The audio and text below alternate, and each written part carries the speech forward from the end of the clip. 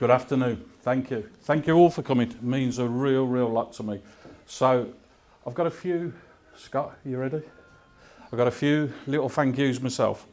So first and foremost, with the people behind the scenes that have made a big effort today.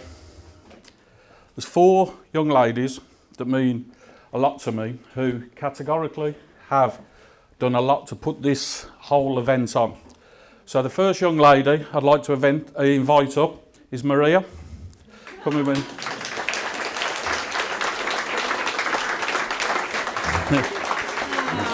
Thank you. Yeah. There you go. Thank you. Lovely. The second young lady out of the 4 who's been a big part of this is Lauren.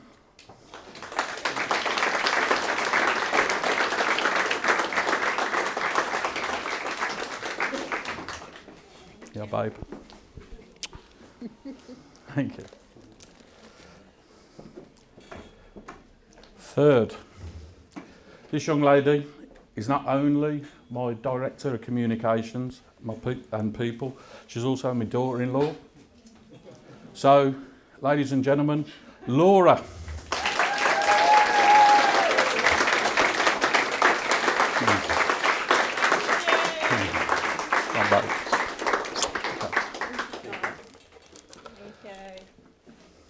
And fourth but not least,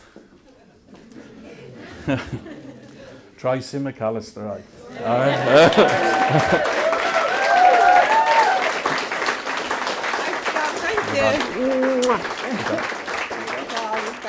Thank you. Thank you. Carry on. Right, a few other little thank yous as well. Louise from Gray's Grub has been brilliant with the food. Done a great job. Used her now for a few years. Really good girl. Great team. They've done brilliant today. The auction and the charity silent auction. The gentleman running that for us today is a gentleman called Paul Speak. Paul is a good pal of mine, nearly 30 years now. He's the agent and manager to probably one of the best fighters I ever looked after, a gentleman called Ricky Hatton. And with Ricky Hatton, Paul's been his manager for 30 years. I spoke to him over a week ago and said, can you get some auction prizes? And sure enough, he's come today and brought more than enough. Great fella. Thanks, Paul. Also, Rob Carr. Here he is. Rob. Good lad. He put together all the AV, helped a lot with a lot of the banners, etc. So it means a lot. So with thank yous and everything else, I'm sure there's more. So what is today mainly about? The 2 things which are really big for us. It's our 30th year. So after 30 years, I can't believe we started in March 1993, now into our 30th year. It's a massive achievement. So throughout the Midlands, biggest privately owned security company ever. With regards the next step, we're lucky today, we've got people from our industry, BSIA. 2 years ago, we were BSIA Company of the Year. Same year, I got that LDC, Top 50 Business People. Last year, BSIA Contribution to the Industry, myself. And this year, got 2 teams and 1 guy put forward for the BSIA. They've won the regionals, go forward for the nationals. So a massive achievement. When you think in the UK, we're in the top 20 biggest security companies ever, but we're only one of 2 which are privately owned, got no other stuff like cleaning, catering, FM, anything else. We concentrate purely on security. So one of the big things that I wanted to do was create a training academy. So that's the second part of today, the opening of the training academy. We've had training at MAN now for probably 12 years, but we went out, sourced last year to bring in the right guy to do the training, develop, buy an office, get it all sorted. So we're in that position now where we've got a training academy, which is now going to be open to the public, all of our own staff, and all doing all different stuff, first aid, counter-terrorism, all that stuff. So it's a massive thing for us. Also, it's our 30th year. Big thing for us is The girls collectively have decided they're going to raise 30 grand for charity this year, which is a big ask, but I know they'll do it. So we've got 5 different benefactors that we want to give the money to when we raise it. The girls are going, and the team, some of the guys as well. I can think of one person who went, going to Snowdon next week. I'm happy to drive the bus, but Snowdon next on the 13th. So a lot of what we're doing today, the money we've got all the stuff with regards the Just Giving and everything else to make sure we've got all year to get that 30 grand. And we will get it, because at the end of the day, it'll be a great achievement. 5 years ago, when it was our 25th, we raised 15 grand, which is split out in charities. And 5 years before that, we did a boxing show, amateur show, and we raised enough money to buy a minibus for a boxing club. So we've done it before, and we'll do it again. So those are the 2 big things about today, and I thank you all for coming. So MAN, what is MAN? What does it stand for? Because obviously some people know the story, some people have heard it a million times, and some people know bits of it. So I'll tell you very, very quickly the start, then we'll finish with where we're going. So MAN, it stands for the initials of the founding directors. So McCallister, myself, and my late father, Sam, we started this in 1993, so that's the M. The A was a gentleman called Dave Atkins, who worked with my dad. My dad was like one of them Sweeney police. He worked in like the Sweeney and all that type of thing. He wasn't one of those conventional police that you see that would write out 15 bits of paper or whatever. He'd just give you a backhander and send you home. And that he was proper old school, like. So he was great. And then Johnny Neighbour was the N. So John stayed with MAN all of 2 months. And he was working with me at Liberties on the door. He said, I can't see this working out, son. So that was a bit like his peak best moment, really. So from a MAN Commercial point of view, that are the 3 initials. So people have said to me, why is it called MAN? And because over the years with the boxing and all that type of thing on the TV, you see MAN, MAN, MAN, MAN, MAN. We're in a man guarding industry. But the maddest thing in the world, most of my senior board, most of my head office are all girls. So it's funny because MAN and insecurity, everyone thinks it's a man industry, but it's not. We've got great contract managers, great contract directors, great office staff, great everything, which are all girls. So it's something. Last year, women in security, and we said this year, we will definitely sponsor women in security. We also have done a lot with the security to start in 1993. So what we did in 1993, I was working nightclubs and pubs. I worked Liberties in Birmingham, which was the busiest club. For people from Birmingham of a certain age, they will know Wednesday night, Friday night, Saturday night, Liberties, it was full. Great, great club. When I come off Liberties, I had to then go and work in a computer warehouse, fully empty, just me and my dog. And that was a big change for me, a big step change. So in 1993, doing the man guarding to get it all set up. 1996, that was a really, really interesting year, because that was the year. There's a young lady that's here today called Alana Parsons, and she recommended myself to go and speak with a gentleman called Chris Craddock. And Chris Craddock, his son was Steve Craddock, who is Ocean Colour Scene. And he said, would you go and speak with him? Yeah, no problem. So I met with him in the February, agreed a deal. In the June, we did Nebworth with Oasis, which was 120,000 people, 2 days, with Oasis.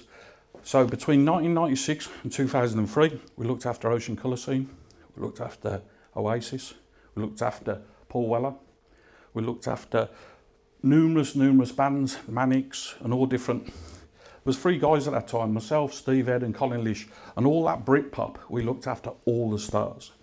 So doing personal security, ended up working in 33 countries, and a lot of people say, what is the best country you worked in? UK is always going to be the best, but obviously America's a big part, and obviously people always say, what's the worst? Well, for me it was Japan, because of the food. Like at the end of the day, no good, that food. No, certainly weren't no good. We used to 100% in Japan look for McDonald's because that was called the American Embassy, because that raw fish, no. So at that time as well, 1995, I got asked to look after with the boxing, and Paul Speake will know this because he was around at that time, a young man from Sheffield called Prince Nazim Hamed. And that was a big time in boxing. He was huge. I then did a deal with Frank Warren to start doing his shows. So from 1995, the first ever big show we did was Nigel Benn and Steve Collins, all the way through to current, with last year with the 2 big Fury fights. Now 99% of people always remember us for boxing and say, oh, you do the boxing on the TV and you do this and that. It is less than 5% of our turnover, but it's what 80% of people want to talk about. Strangely enough, people don't want to talk about a gatehouse or an office block or whatever. They want to know about Tyson Fury or Oasis. So we carried on working then all the way through. In 2004, I was out on tour with Paul Weller and I said, I'm going to pack this up, doing the personal. Still get guys to do it, but it was too hard to be working, travelling. People used to say to me, I would love to come with you on tour. 2 things that you always see, airports and hotels. That's all it is. So from my point of view, I wanted to pack it up. 2004, packed it up myself, get the guys to carry on. And my big thing then was to build the business to potentially to get it to where it is today. So it was a big change in money. It was a big change in lifestyle, but it had to be done and it proved to be good. So we worked hard. One thing I wanted to do was create a team and build a team because it's key. People often talk about culture, people often talk about teams, etc, etc. It's got to be done, you can't do it yourself. So that's what we've done. We've created to build a team to where we are today. So what we did as well, in 2004, we made sure that we started winning contracts. We started winning good contracts, guarding contracts, employing people, making sure it's the right thing. Jump up then to 2009, it was the first office aboard, which is across the way. So in this courtyard, there's 8 offices. We own 3 of them now, 12,000 square foot. And in that, we've got a 24-hour control room, all the different departments and everything else. So the one thing that we wanted to do once we bought the office, with the training room, the control room and everything else, was make the business 24 hours. So that's what we've been for many years. We started bringing in senior team members, so some of them directors, Klaus, Gerard, people like that, joined us in 2010. We then grew again, continued to grow. And the one thing with the team and everything else is keep investing back in the team. So I can think of at least 3 or 4 of our departments where girls are team leaders, managers, etc. And they all individually started with us as juniors. So we constantly, with the vetting and the screening and all the different departments that we look after, a big thing for us is investing in the people, not only in the buildings, investing. So we continue, as I say, with the growth and everything else. 2019 was a big year for us. That is when we won a contract with Amazon. That was a massive step lift for us. We, as a business, my business development director at the time, Dave, said to me, I've got you through to do a presentation for Amazon. So I said, yeah, no problem. London, Manchester, Scotland, where is it? He said, no, it's Luxembourg. So sure enough, 4 of us went out to Luxembourg, did the presentation. They left it. A month later, we won it. So 2019 through to now. So throughout the whole of the UK, we've been #1 supplier for the last 4 years. And from our point of view, it's a great relationship, great people to deal with, great company to work with. And there's so many companies over the years that we've dealt with, whether it's distribution centres, whether it's office blocks, whether it's CCTV control rooms, long established clients where we've worked our hardest. So people often say to me, have you got any funny stories? And obviously, up until I do a book, which I can't do a book until I sell the business, and I can't sell the business, so I don't know what I'm going to do. But people often say, and there's a few people in this room that's heard the story before, but in 2000, Ocean Colour Scene played 5 nights at the Astoria in London. And with every group you have a support band. So the first night was Travis, second night was Hurricane number 1, third night was Top Loader.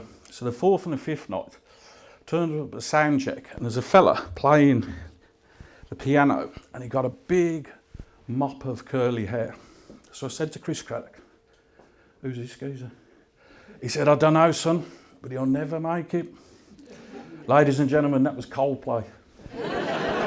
So we can't, for the life of us, ever judge a book by its cover. And I think the one thing that's always key from a MAN Commercial point of view is we had the opportunity to do private equity, which was people investing into our business. We decided collectively, and I've got some great partners here tonight. Arbuthnot, I've got 3 the guys from Arbuthnot, been massive supporters of MAN for 12, 13 years. Great people. Because most people deal with the top 4 banks, but the top 4 banks are very hard to deal with. I honestly think with them top 4 banks, the people who invented the word bankers was dyslexic. Because they, honest to God, they're no good for us. I've also had the FD Centre for 13 years. Been a great working relationship. If we see the video, one of the videos downstairs, the FD Centre did that for me a couple of years ago. We did the Sunseeker video this year. And it's all about the business and all about what we do and everything else. So I think the key thing from our point of view is about the growth. So where we are today, 50 odd mil for the last 3 years, 1,600 staff. So 99% of people, that would be enough. No. So what we've got to plan, and I even said it's in this Sunday in the Sunday Times, I did an interview which is out on Sunday, where I said, in the next 4 years, I want to double the business. So I want to get it to 100 mil. So how do you do it with acquisitions? So we've worked hard with the acquisitions to get it to where we want it to be, to get the acquisitions in place. The continued growth with our existing customers and new customers. Took on a lovely new business development manager, Paige, who's going to build a team in this office to go to the next level. Keep our existing customers happy. The last thing I ever want is a bucket where the customers come in the top and then come out the bottom. I want to make sure, categorically, that we have it where we retain customers. It's a very hard sector to work in. People talk about COVID, and it sounds crazy, but COVID ended up being good for us because we were busy, we grew as a business, we worked hard. Some of the young girls that work across the way, they were the only people within their business, in their family, that were working. The rest of the mum and dads and that had been furloughed. We made a decision that from the day one, we weren't going to take any of that government money, didn't want it. At the end of the day, it's not free money. So we did that. So another thing we decided as well with the business was to keep growing.